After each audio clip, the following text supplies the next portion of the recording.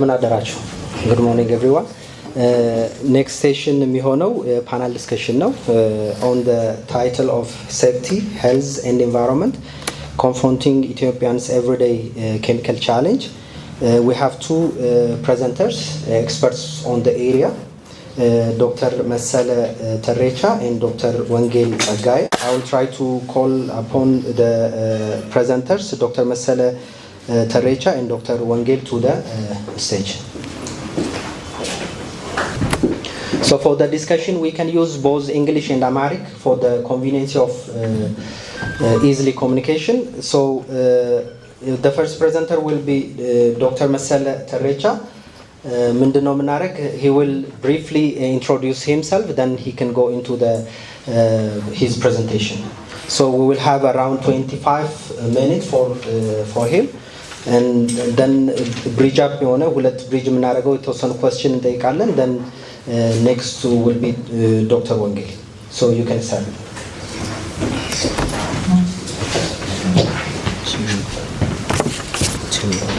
እሺ እንደምን አረፈዳችሁ። እንኳን ለ25ኛ ምንም እንኳን መኖራችሁንም ከሰማው ሳምንት ቢሞላኝም ለ25ኛ አመታችሁ አደረሳችሁ። የሳይንስ እንግዲህ አንዱ ትልቁ ችግር ኢንክሌቭድ ነው፣ አይላንድ ነው እና እንደዚህ ያሉ መድረኮች አንዱ ወደ ህብረተሰብ መዝለቂያ መንገድ ናቸው። ወደ ህብረተሰብ መዝለቂያ መንገዱ ደግሞ ቋንቋ ነው። እንዲህ ያለ መድረክ ነው ሳይንሱን የህብረተሰብ ማድረግ ነው። መሰለ ተሬቻ እባላለሁ። የሕክምና ታሪክ ሙያተኛ ነኝ። ሰሞኑን እንኳን ዋሊያ ቡክስ ላይ የኢትዮጵያ ምሁራንና የዘመናዊ እውቀት ያፈጣጠር ሂደት የሚል ተለግ ያለ ፐብሊክ ሌክቸር በማድረጌ ከዛ ወዲህ ነው ሰውም ያየኝ። በእርግጥ እናንተ እንኳን ዱሮ በሰጧቸው ኢንተርቪው ነው ወደዚህ መድረክ የጋበዛችሁኝ። የማቀርብላችሁ ስለ ዝክረ ኤፕሪት የሰናፍጭ መርዝ። ኤፕሪት ለጦር መሳሪያነት በአንደኛው ዓለም ጦርነት የዋለ ነገር ግን በ1925 በሊግ ኦፍ ኔሽን በአውሮፓውያን አቆጣጠር የታገደ ማንም ሀገር በሌላው ላይ በጦር መሳሪያነት እንዳይጠቀመው የተከለከለ ነገር ግን ጣሊያን እና የኢትዮጵያ ጦርነት ሁለተኛው ጦርነት ላይ ጣሊያኖች በስፋት የተጠቀሙበትና ጉዳቱም እጅግ ከፍተኛ የሆነ ምናልባት እዚህ ማህበር ላይ ያን ታሪክ መዘከሩ ምን ድረስ እንደሚሄድ ሚናችሁ ለማሳየትም ከዛም ወዲህ ባሉት አንዳንድ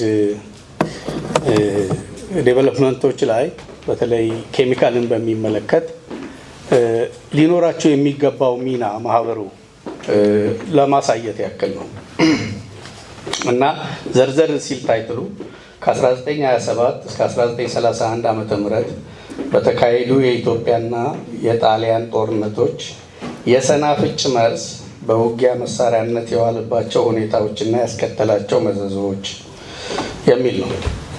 የሰናፍጭ መርዝ ማስተርድ ጋዝ እናንተ ሰዎች አዋስተው ሲያቀርቡት ነው።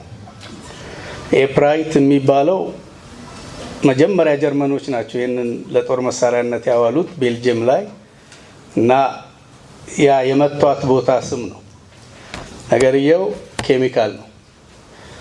የሚረጨው ልክ እንደ ጸረ አረም በአውሮፕላን ነው እና ስለዛ ነው የምነግራችሁ። አሁን በቀጥታ ወደ ኋላ ስለምትደክሙብኝ ላሰሙኝ ስለምትችሉ እንዲህ ያለ ደግሞ ወረቀት ብዙ ጭቅጭቅ ማስነሳቱ ስለማይቀር ማስረጃችንን በአግባቡ ማመልከት ይኖርብናል እና ለዛ በትዕግስት ትከታተሉኛላችሁ። ይሄን አሁን የማቀርብላችሁን ጽሁፍ እናንተ ኦልሬዲ አንብባችኋቸው ሊሆኑ የሚችሉ አሉ። ከሌሉም ደግሞ ለልጆቻችሁም እስኪ ይህንን አንብብ ልትሏቸው የምትችሉ ስለሚኖሩ እነኚህን እስኪ የዋቢ ማስረጃዎች ደስ ያላችሁን ስሙኝ፣ ደስ ያላችሁን ጻፉና ያዙ። እስኪ የመጀመሪያው ባውንዴን ዲስቴል ሬነር between bombs and good intentions, the Red Cross and the Italo-Ethiopian War 1935 to 1936 የሚል መጽሐፍ ነው። ኒውዮርክ ነው የታተመው፣ 2006 ነው የታተመው። በተለይ ደግሞ ከገጽ 267 እስከ 312። ሁለተኛው ሃያን ካምፔልን መቼም የማያውቀው ሰው አይኖርም። አብዛኛዎቹ መጽሐፍቶቹን ከመሳከር ኦፍ ደብረ ሊባኖስ፣ ዘ ፕሎት ቱ ኪል ግራዚያኒ እስከ መሳከር ኦፍ አዲስ አበባ ብዙ መጽሐፍቶች ያሉት ሰው ነው። አሁን ግን እኔ የምጠቅስላችሁ ሆሊ ዋር ዘ አንቶልድ ስቶሪ ኦፍ ካቶሊክ ኢትሊስ ክሩሴድ አጌንስት ዘ ኢትዮጵያን ኦርቶዶክስ ቸርች ለንደን ነው የታተመው። ይሄ መጽሐፍ በ2021 ነው። ይሄ በታሪክ በጣም ትኩስ መጽሐፍ ነው ማለት ነው። እድሉን አግኝቶ እዛ የሄደ ሰው ገዝቶ ቢያነበው። ሌላኛው ካስቴሌኒ አልዶ ነው። ካስቴሌኒ የሞሶሎኒ ፐርሰናል ሐኪም ነው። ኢትዮጵያም የጣሊያንን ከ20 ሺህ በላይ የጤና ጓድ በጦርነቱ ጊዜ አስተባብሮ የመጣው ፕሮፌሰር ነው። በስሊፒንግ ሲክነስ እና በሌሎች ብዙ የምርምር ስራዎች የበሽታ መንስኤዎችን ቢያንስ 6 የበሽታ መንስኤዎችን ያገኘ በስሙ የተጻፈለት ሰር ደረጃ ደርሶ የሞተ ኢትዮጵያም እንደገባ የግራዚያኒም የሌሎቹም መኮንኖች ጣሊያንም የሙሶሊኒም የሌሎቹም ፐርሰናል ሐኪም ነው እና ይሄ ሰውዬ 2 የግል ዲያሪውን ጽፏል። ዶክተር ኢን መኒ ላንድስ ዘ ኦቶባዮግራፊ ኦፍ አልዶ ካስቴሌኒ ኒውዮርክ ነው የታተመው። ይሄ 1960 ነው። ማይክሮብስ ሜን ኤንድ ሞናርክስ ዶክተርስ ላይፍ ኢን መኒ ላንድስ ኦቶባዮግራፊ ኦፍ አልዶ ካስቴሌኒ ይሄ ሌላኛው መጽሐፉ ነው። ይሄ ለንደን ነው የታተመው፣ 1960 ነው የታተመው።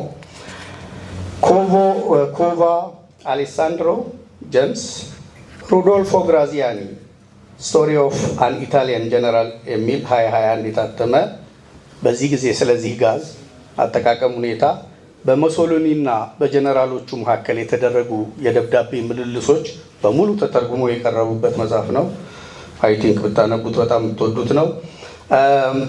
ዴልቦካ አንጀሎ እኚህ ሰው በጣም የታወቁ ፌር የሆነ የታሪክ አተያይ አላቸው ከምንላቸው ሰው መሀል ናቸው። በጣሊያንኛ ነው የጻፉት መጽሐፉን። አንፎርቹኔትሊ ሞሶሊኒስ ጋዝ ሲተረጎም ሞሶሊኒስ ጋዝ ፋሺዝም ኤንድ ዘ ዋር ኢን ኢትዮጵያ የሚል መጽሐፍ ነው።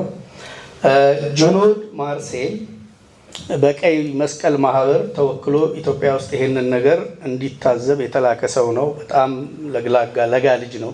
በ26 ወይ እንደዚህ ዓመት ኢትዮጵያ የመጣ ነው። በዚህ ጊዜ ትንሽ ወጣትም ስለሆነ ሊሆን ይችላል። ብራት የሆነ ግርታይ የሆነ ሰው ነው። ግን የህይወት ታሪኩን ማንበብ ስቲል በጣም ጠቃሚ ነው።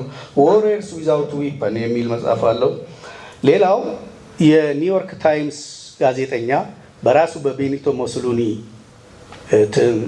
ጋባዥነት ይሄን ጦርነት በዘጋቢነት ከጣሊያን ጎን ኢትዮጵያ ድረስ መጥቶ ሪፖርት እንዲያደርግ የወታደር ኮረስፖንደንስ እንትን እንዲል የታዘዘው በጣም የታወቀ በኋላ እነ ካስትሮንም ሌሎቹንም ሰዎች ያስተዋወቀ ሰውዬ ነው። ኸርበርት ሊዮኔል ማቲውስ አይዊትነስ ኢን አቢሲኒያ የሚል መጽሐፍ አለው 1937 የተጻፈ። ሌላ ቱ ዋርስ ኤንድ ሞር ቱ ካም የሚል 1938 የታተመ አለ። ግማሹ ኢትዮጵያ ነው፣ የኢትዮጵያ ልምዱ ነው። ወርልድ ሪቮሉሽን የሚል ሌላ የህይወት ኒውስ ፔፐርስማን ሜሟ የሚል የግለ ታሪኩን የጻፈበት 1971 የታተመ ነው። ሲልቪያ ፓንክረስት ኢታሊስ ዋር ክራይምስ ኢን ኢትዮጵያ 1949 በፈረንጆቹ የታተመ ነው። ዎ ኤቭሊን ዎ ኢን አቢሲኒያ። ይሄ ደግሞ ሌላ የእንግሊዝ ጋዜጠኛ ነው። ታሪኩን ስነግራችሁ እናገኘዋለን። ስቲቭ ጆርጅ፣ ይሄ የታይምስ የእንግሊዝ ጋዜጣ ዘጋቢ ነው። ጦር ሜዳ ላይ በአካል ተገኝተው ያዩትን የታዘቡትን በመሰላቸው መንገድ የዘገቡ ናቸው። ስለዚህ ፈርስት ሃንድ ዊትነሶች ናቸው።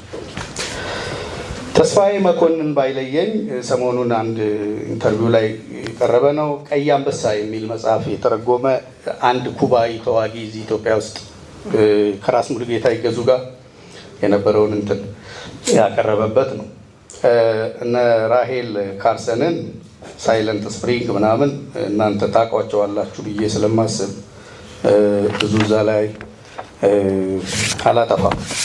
በቀጥታ አሁን የማደርግላችሁ ጦርነቱ ለ40 ዓመት ዝግጅት ከተደረገ በኋላ በፕሮፓጋንዳውም በቅስቀሳውም በተለይ በጣሊያን በኩል አጼ ሚኒሊክ አድዋን ሲያሸንፉ በአካል በውትድርና ማሸነፍ ፋይናል ነው ብለው ነበር ያሰቡት። ግን ኢሚዲየትሊ የተከተለው ምንድነው? ከባድ ፕሮፓጋንዳ ነው። ኢትዮጵያ ዝግጅቱ አረዳዱም የሌላት ነገር ነው።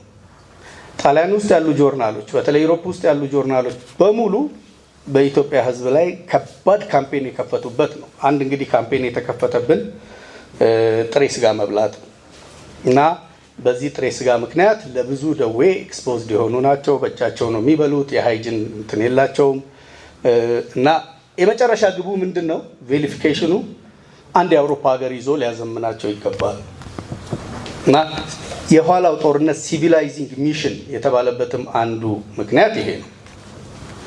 ማዘመን፣ ማሰልጠን ማለት ነው እና ጦርነቱ ተጀመረ። ግን ጦርነቱ ሲጀመር ባልተጠበቀ መንገድ ጥሩ እየሄዱ ያው ብዙ ሰው ያልቅ ነበር፣ ብዙም አልቋል። በዚህ ጦርነት በአጠቃላይ ኢትዮጵያ 830,000 ሰው ነው ሞተብኝ ብላ ሪፖርት ያደረገችው። ይሄ 1930ዎች ውስጥ ሲታሰብ የአንድ ሀገር ህዝብ ነው ኦልሞስት። ከዛም የከፋ እልቂት ይካሄድ ነበር። ይሄንን እልቂት ደግሞ ያስከተለው መሳሪያ ብቻ አይደለም ወይ ቦምብ ብቻ አይደለም፣ የሰናፍጭ መርዝ ነው። ምንም ኢትዮጵያኖች ክሉ የሌላቸው ማያውቁት ነገር በጣም ሃይሊ ሰርፕራይዝድ የሆኑበትና ሩመሩም እየጋለበ በጦር ውስጥ ሲሄድ ሁሉም መሳሪያውን የወረወረበትና ወደ ቤቱ የተመለሰበት ለኢትዮጵያም ሽንፈት ብዙ የታሪክ ጸሐፊዎች ቦታ ያልሰጡት ነገር ግን ሳይኮሎጂካሊ እና ፕራክቲካሊ ብዙ ጥፋት ያደረሰ ነው እና ጃንሆይ ሁሉም ነገር ከተሸነፈ ከተፈታ በኋላ ይሄንን ኢትዮጵያ የሊግ ኦፍ ኔሽን አባል ነች። 52 ሀገሮች ናቸው ያኔ የነበሩት። እዛ ሄደው ይሄንን አቤት ያሉበትን ይህን ችግር ያሉበትን ሰኔ 23 1927 ያሉበትን ንግግራቸውን ቀንጭቤ ያሰማችኋለሁ። እንግዲህ በዛ ውስጥ ብዙ ልትማሩ። ይሄ ህይወቴና ኢትዮጵያ እርምጃ ቅጽ 1 ነው እና ከዚህ በኋላ የጣሊያን አውሮፕላኖች ኤፕሪን የተባለውን ጋዝ መጣል ጀመሩ። በኢትዮጵያ የጦር ሰራዊት ላይ ኤፕሪን ያለበት በርሜል ወደቀባቸው። ይኸውም ሆኖ ኤፕሪቱ ጋዝ ያደረገው ጉዳት የለም። ምክንያቱም የኤፕሪቱ ውሃ የሚያገኛቸው ወታደሮች ጥቂቶች ስለነበሩ ነው። መቀሌን የኢትዮጵያ ወታደሮች በከበቡ ጊዜ የጣሊያን የጦር ሰራዊት መፈታቱን ስለተረዳውና ስለሰጋ ሌላ አይነት የኤፕሪት አጣጣል አደረገ። ይህንንም አደራረግ አሁን ለዓለም ገልጦ ማስታወቅ የተገባኝ ነው። በአውሮፕላኖቹ ላይ የኤፕሪቱን ውሃ የሚረጭ መኪና ተዘጋጅቶ ሰፊ በሆነው አገር ላይ ሞትን የሚያመጣ ረቂቅ ዝናብ እንዲወርድበት ተደረገ። የኢጣሊያን አውሮፕላኖች አንድ ጊዜ 9፣ 15፣ 18 እየሆኑና እየተመላለሱ ኤፕሪቱን ዝናብ ሳያቋርጥ እንዲወርድበት አደረጉ። በጥር መጨረሻ 1928 ዓመተ ምህረት ጀምሮ በወታደሮቻችን በሴቶችና በልጆች በከብቶችና በፈሳሽ ወንዞች በኩሬዎችና በከብት ማሰማሪያዎች ቦታዎች ላይ ሳያቋርጥ ሞት የሚያመጣ ይህ ዝናብ ዘነበባቸው። ፍጡር የሆነውን ሁሉ በፍጹም ለማጥፋት ውሃውንና ለከብት የሚሆነውን ሳር መርዝ ብቻ ለማድረግ የኢጣሊያ የጦር ሹም አውሮፕላኖቹ ይህንኑ ስራቸውን እየተመላለሱ እንዲሰሩ አደረገ። ዋናው የጦርነት መሳሪያ ያደረገው ይህንኑ ነው።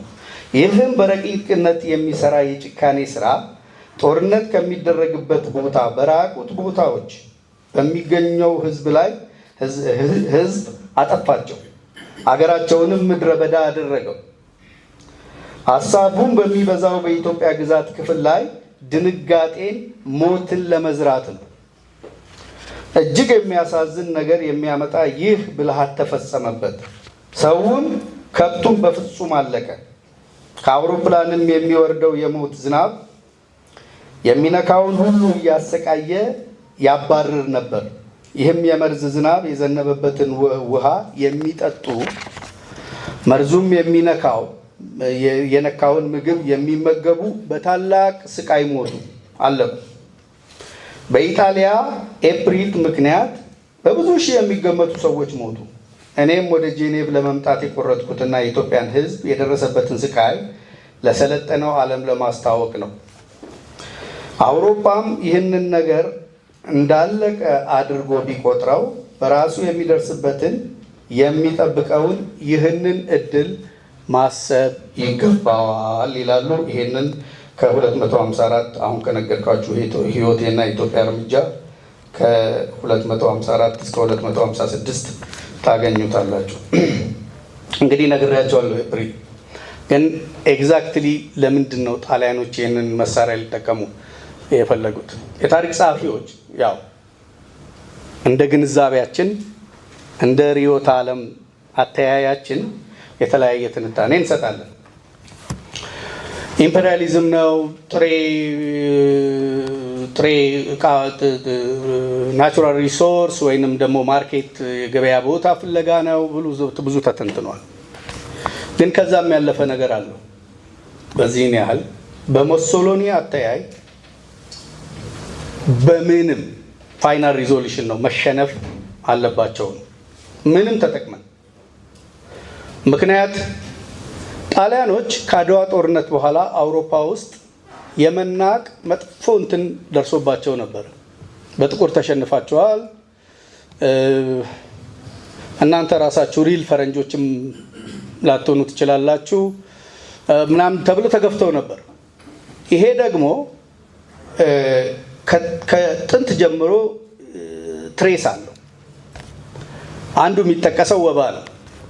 የጣሊያን የድሮ ስልጣኔ የጠፋው ዋና ምክንያት ወባ ሬድ ብለድ ሴል ውስጥ እየገባ እያፈነዳ እየወጣ እንትን የሚያደርገው ነገር ሌዚ አድርጓቸዋል። የሞተ ዘካሪ ያለፈ ግሎሪያቸውን እግራቸውን ዘግተው እንዲያወሩ አድርጓቸዋል። በዚህ ላይ ደግሞ በጣም ጨካኝ ሰነፍ አድርጓቸዋል ተብሎ እዛ ይኮነናል። እና ለዚህ ኩነኔ ደግሞ የዳረጋቸው ይሄ ሽንፈት ነው። እና ይሄንን በምንም እንትን ከላያችን ላይ መፋቅ አለብን ነው የቤኒቶ ሙሶሊኒ ዋንኛ የዚህ ነገር እንትን። ይሄንን ደግሞ አሁን የጠቀስኩላችሁን አልዶ ካስቴሌኒን ወደ ኢትዮጵያ እንዲሄድ ሲጋብዘው ዲስክሬስ አለብን በኢትዮጵያ በምንም ብለን ያን ዲስክሬስ መፋቅ አለብን። they should be defeated ነው። ይሄንን ኦራተር ነው ሰውየው። መቼም ቤኒቶ ሙሶሊኒን የሚያክል አክተር የለም። እና ኤቭሪባዲን አሳመነ። በዚህ በተሰራው ፕሮፓጋንዳ ኢትዮጵያ ዋይ ቢልም እነኚህ እኮ ምን ኢግኖራንቶች ናቸው። መጀመሪያ ይሄ ነገር እዛ አውሮፓ ሪፖርት ሲደረግ የተባለው መልስ ግራዚያኒ እንዴ ሲደረግ በእኔ አመራር አለ። በኋላ ፎቶም ሌላም ዶክመንት ከዚህ እየወጣ ሲሄድ ወል ትንሽ እጅና እግር የሚይዝ ኬሚካል ተጠቅመናል ሌላ እንትን የለውም አለ እና መጨረሻ ላይ ግን ያንን ሰነድ ይሄን ሰነድ አሜሪካኖች በሁለተኛው ዓለም ጦርነት ጣሊያንን ሲይዙ CIA ወስደውና ከብዙ አመት በኋላ ዲክላሲፋይ ተደርጎ አሁን ሴንትራል ኢታሊያን ላይብረሪ እንዲቀመጥ ሲደረግ ከመነሻው ጀምሮ ሞሶሎኒ ኢንቮልቭድ ነው እና ሁለት ተቋማት ያቋቁማል ኤርትራ ላይ ኬሚካል ሰርቪስ ዲፓርትመንት የሚባሉ ኤርትራም መቋደሾም ላይ የላኛው ላይ ቢያንስ 130,000 ቶን ኤፕሪድ ወይንም ደግሞ ይሄ ማስተር ጋዝ እንዲከማች አደረገ እና ሼሎቹ እየመጡ ቦምቡ ውስጥ ነው የሚገባው ቦምቡ ወደ 3000 አካባቢ 2800 እንደዚህ ኪሎ ይመዝናል ማንንም አውሮፕላን ብድግ አድርጎ አይጥለውም ለዚህ ለብቻ የተዘጋጁ አውሮፕላኖች አሉ C500 ቲ የሚባል ቦምብ ነው የሚሰራው እና ምንድነው ሲለቀቅ ለመሬት 250 ሜትር አካባቢ ላይ ይፈነዳል እና ጋዙን ይለቀዋል ኢፌክቲቭ የሚሆነው ንፋስ ብዙ እንትን ኢፌክቲቭ ዴዝ 800 ሜትር በ200 ሜትር ካልተመቸ ንፋስ ከሆነ የሆነ እንትን ከተፈጠረ 500 ሜትር በ100 ሜትር እና አንድ አውሮፕላን በአንድ ቀን ቢያንስ 50 አከታትሎ ስለሚጠል ይሄ ከጦርነት የሚሸሽ ይሄ በጅምላ የሚሄድ ሰለባ ደግሞ የተደረገው ያኔ ኦራልም የለም መጓጓዣውም የለም እንስሳውን ራሱን እንስሳው ሽባ ሲሆንብህ ንቅናቄህም አብሮ ሽባ ነው የሚሆነው እና ግራዚያኒ በጣም በርካታ ግመል ነው የገደለው ኦጋዴን ላይ በዚህ መርዝ የነግራዝማች አፈወርቅን ራስ ደስታ ዳምጠውን በዚህም ራስ ሙሉጌታ ይገዙን በአጠቃላይ 350 አካባቢ ቶን ጥለዋል ይሄንን ኬሚካል ጥለዋል ጦርነቱ አክቲቭሊ በሚካሄድበት ወቅት ጦርነቱን ከቆመ በኋላ ይሄ ቀጥሏል በተለይ አርበኞች የፐብሊክ ሳፖርት የህዝብ ሽፋን ካላቸው ዛም ያበላቸው ምናምን ከተገኘ መንደር ላይ ነው የሚረጨው ዘሆል ሀገሩ ላይ በዚህ ምክንያት ወንዞቹ ይበከላሉ የሚጠጣው ውሃ የወንዝ ነው ብዙ በጣም በርካታ ዳሜጅ ነው የደረሰው ሁለተኛ ፊዚካሊ ሰውነታችሁን ከነካችሁ እንደ መጠኑ ነው የሚወሰነው መጀመሪያ ቆዳችሁን ብሊስተር ያደርገዋል ከዛ ስጋችሁን እያነሳ within 2-3 days በአጥንት ያስቀራል ዶዙ ከፍተኛ ከሆነ ካልሆነ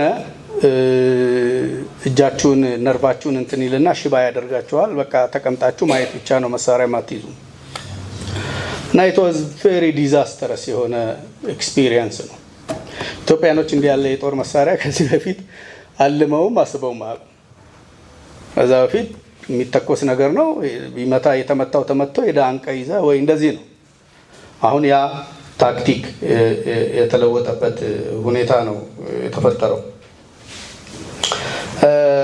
የቦምቡን ጠባይ ነግሬያቸዋለሁ አጠቃቀሙ ይሄ ነው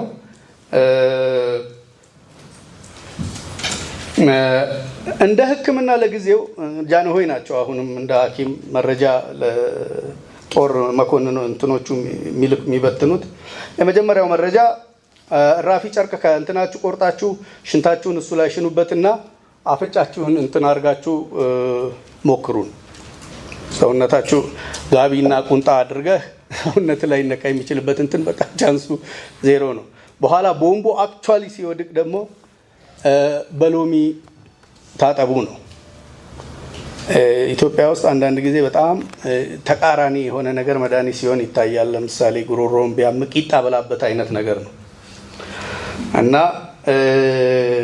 የዚህ አይነት እንትን ነው ቀይ መስቀል ብርጌዶች ግን ተሰማርተው ነበር እነኚህ አንዳንዶቹ ጀኒውን ናቸው አንዳንዶቹ ጀኒውን አይደሉም 8 ቀይ መስቀል መጥቷል ግብጽ ነች ብዙውን ያሰማራቸው 60 ሐኪም ግን ኖርዌይም ስዊድንም ዴንማርክም ደችም አሰማርተዋል ቀይ መስቀል ግን እንግሊዝ ትልቁ ነው በዛ የተወሰኑትን ለማከም በተለይ ይርጋለም ላይ ከተማው ላይ ተጥሎ ነበረ ይሄ ጋዝ እና ኖርዌዮች ነበሩ በዛ የነበሩት ለመታደግ ለማከም በተወሰነ ግን አብዛኛው ሰው ከጠባሳው ጋር ነው የቀረው በህይወት የቀረው እና ያ ደግሞ ጠባሳ ብዙ ማህበራዊ ትርጉም ይዞበት ብዙ ፈተናዎችን ያየበት የታሪክ አጋጣሚ ነው።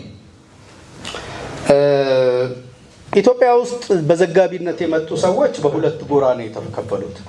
አሁን ኸርበርት ያልኳቸው ሰውዬ እነኚህ ኢግኖራንት ናቸው፣ ለዓለምም ጠንቅ ናቸው፣ ይሄንን ኬሚካል ብዙም ማውራት አያስፈልግም፣ ጦርነት ነው፣ እንደውም በዛም እንትን ያለ የለም ብዙ ትኩረት አንሰጠውም ብሎ በዛ መንገድ ነው እንዲዘገብ ያደረገው። ጆርጅ ስቲር ለመጀመሪያ ጊዜ የሰለጠነ ዓለም አልሰለጠነም ባለው ሰው ላይ ያለመሰልጠንን ስራ ሰራ ብሎ ሪፖርት ያደረገው ለመጀመሪያ ጊዜ ጆርጅ ስቲር ነው እና እንግሊዞች ያንን ነው የተከተሉት። የጆርጅ ስቲርን እነ ጆን ሜሊ ነው።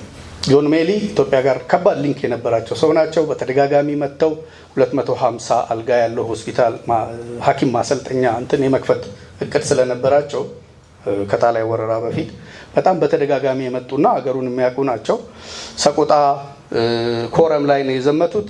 መጨረሻ በዛ ጊዜ የኢትዮጵያ ደንፍላት ፈረንጅ ሁሉ ጠላት ነው የሚል ስለነበረ ከጦርነቱ ተመልሰው የኢትዮጵያን ጦር ተፈቶ ተሸንፎ እዚህ መነን አካባቢ አምቡላንስ ውስጥ ቁጭ እንዳሉ አንድ ኢትዮጵያ መጥቶ በሽጉጥ አውገደላቸው እና በኋላ የነ ልዕልት ፀሐይ ይሄ አሁን ጦር ኃይሎች የሆነ ሆስፒታል የተቋቋመበት አንዱ ምክንያት ከጆን ሜሊ ጋር የተገናኘ ስፕሪት አለው።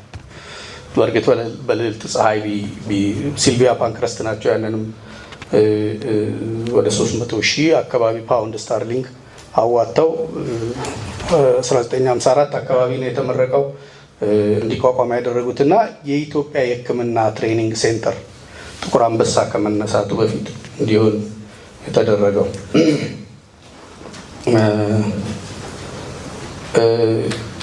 ቀይ መስቀል እንዳልኳቸው አሁንም ሌላ ችግር ያለበት ነው። አንዱ እንግዲህ እዚህ ጋር እንደ ውዝግብ ማነሳላችሁ ዶክተር ኤድዋርዶ ቦራን ነው። ቦራን ማንም ሰው ያውቀዋል ወይ? ተለቅ ያሉ ሰዎች ያውቁታል። የአየራድ ቅጣው አውቀዋለሁ። እዛ ሰፈር ነው የተወለዱት እሳቸው። ቦራ ሆስፒታል ነው የሚባለው አሁን ራስ ደስታ ሆስፒታል። ጦርነቱ ሊነሳ 4 ዓመት ሲቀረው የኮንሶላታ ሚሽን እኚህን ሰውዬ ይመድብና ሆስፒታሉን አሰርቶ ስራ እንዲጀምር ያደርጋሉ። ለመጀመሪያ ጊዜ ኢትዮጵያ ውስጥ ሊፍትም የተገጠመለት ዘመናዊ የሕክምና ይሄ የካንሰር የተወሰነ ያኔ በጣም አልዘመነም የተገጠመለት ነው። እቅዱ ምንድነው? ወደፊት ለሚመጡት የጣሊያን መኮንኖች ወይንም የጣሊያን ገዢዎች መታከሚያ ቤት ቀድሞው እንዲያዘጋጅ ነው እና ዶክተር ቦራ ሆስፒታል ተባለ። ሁሉም ዘመረለት፣ ተወደደ። ተግባቢ ነው፣ ብልጥ ነው። ጣሊያኖች ደግሞ አመላቸውም ከኛ ብዙ አይርቅም። ሆነን ለመናገር የሆነ ሰዓት ላይ ጠፋ። ቦራ የት ሄደ ተባለ። ጦርነቱ ሲነሳ ጥፍታል።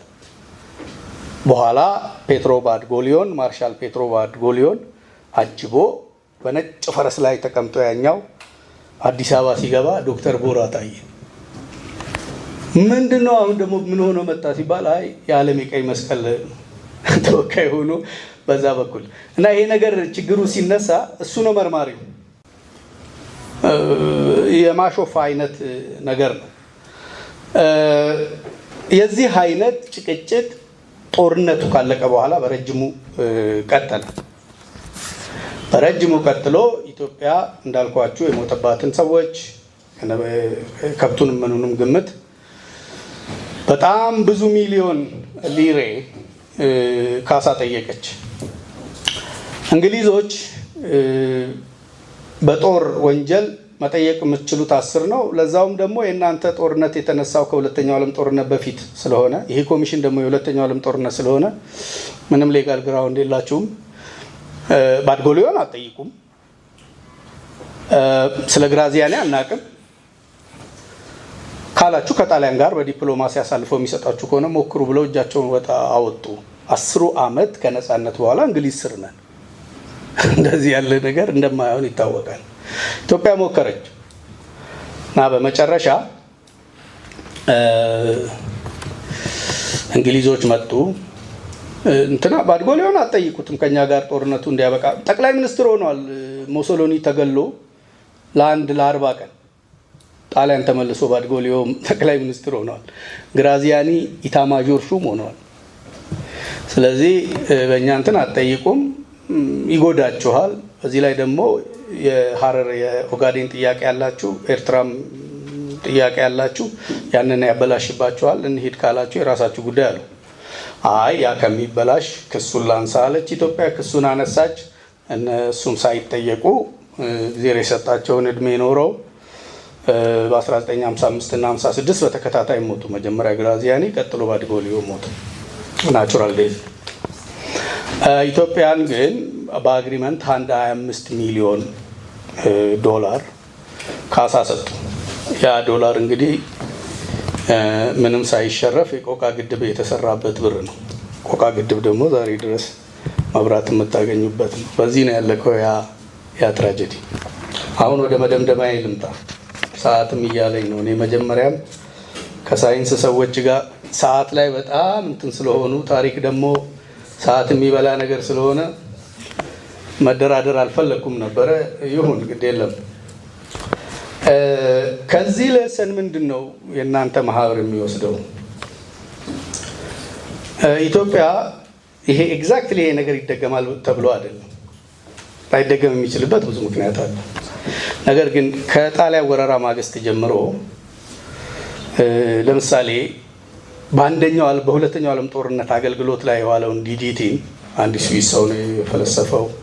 ፓተንቱ በአሜሪካ እጅ ያለ ነው እና በገፍ እያስገባች ከአሜሪካ በነበረው የዲፕሎማሲ እንትን ስትጠቀም ኖራለች። አሜሪካ ላይ ግን በ1950ዎቹ ከባድ ተቃውሞ፣ የአካባቢ ብክለት አለው፣ የነገር አደገኛ ነው ተብሎ ከባድ እንትን ነበር፣ ሙቭመንት ነበር። 1960ዎቹ መጨረሻ በፈረንጆቹ ባን ተደርጓል።